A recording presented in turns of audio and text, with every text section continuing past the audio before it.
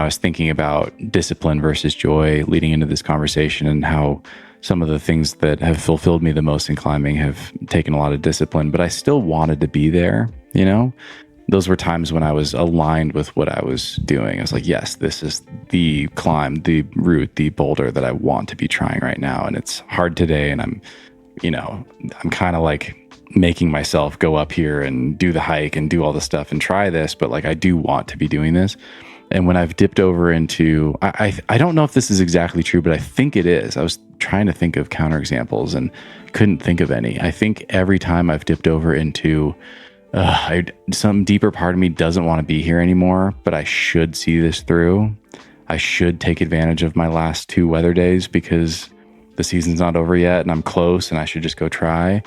I don't think I've ever sent when I've operated from that place. That's a beautiful noticing. Yeah. Yes. And another spiritual teacher I've studied with, Adyashanti, who mixes Christian and Buddhist teachings, it says that we can listen to our intuition. We can plant the question if we can get a little quieter, in meditation or inquiry. And our intuition, our body will usually answer, it's just the day to be out there. And he says, but what you can't do is begin to barter. Well, what if I, do this, but then I'll, be the family man the next day or whatever it is. Usually the intuition is right there. And it doesn't mean it's all the data, Stephen. It just means listen to that. And it usually is telling you something.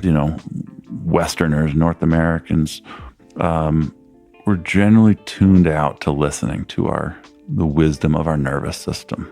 And, plenty of other cultures have developed that over time. And so we just want to borrow, marry the wisdoms of other cultures. But yes, as you tune in more into that intuition, there's a lot of information there. Why not tap into this wild intelligence that's in our nervous system and listen to that rather than just our thinking mind, which is not the smartest guy in the room. It's not.